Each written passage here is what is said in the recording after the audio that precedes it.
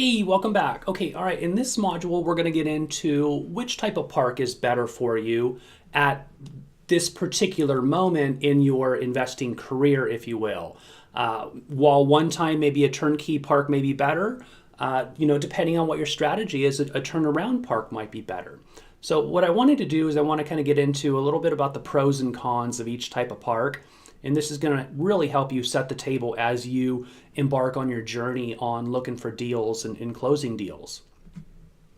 A turnkey park, again, our park in Idaho, it takes such very little time, only a few hours a month to manage, and that's the truth as well. It takes longer to essentially input the books and the rent rolls into your spreadsheets than it does for day-to-day operations. Again, when the residents own their own homes, there's not a lot that goes on the day-to-day, and again, very little moving pieces, and that's what I mean by that is if the residents have to fix their own homes, the plumbing, if they've got to fix the roof, if they own the home, that's on them to fix. So the only thing that's really going to happen on a day-to-day basis is if a tree branch needs to be cut, or if underground plumbing, if you have a backup, there's just very little moving parts to it.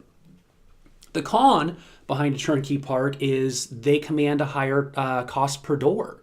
Our park, essentially cost us, I'm going to say about $18,000 per door, or $375,000 for a 20 space park. But again, it was completely 100% occupied. The residents had been there for a decade and a half, and it was just a fine running machine. And again, the con is there's sometimes with the turnkey park, there's not as much upside potential. The seller may have already increased the lot rent. There's really no vacant homes that you can get in there and add value to.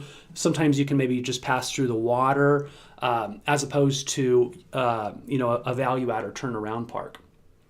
Okay, a value add or turnaround park. The pros: acquire at a significant lower cost per door. We have some parks where we've acquired it for as little as $2,500 per door for a value add park. Again, the park was in complete disrepair. The owner was very bad at collecting rents. May have been a few small concerns. Maybe a roof needed to be redone on a few of the houses. The houses were torn up. But on the flip side of that is, if the park is essentially under 75% occupancy, or it's been mismanaged, you're going to have a harder time getting financing from banks. So they're going to look at that. And again, the banks look at it based upon, number one, the net operating income, number two, the occupancy, and what does the park look like as a whole. Some of the parks that we've acquired, not exaggerating, the trailer is pretty much completely tipped over in the park. So think about that. When the bank appraiser goes there and they take a look at it, they're not as likely to finance the park. So what you do is you articulate to the seller, well, the banks won't finance the park, and you pretty much show them that, and then that's when you start to segue into owner financing, and that's an art within itself, and we're going to be getting into that in a few videos later as well.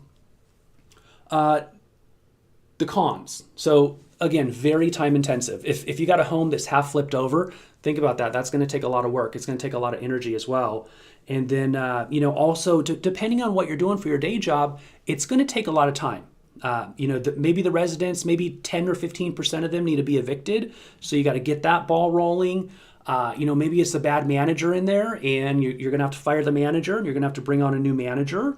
And also you're going to have to build a team. If you have a park that has 15 or 20 vacant homes, you definitely need a team in place. Yes, you can use Basecamp and all them other applications and whatnot, but you still need a boots on ground team.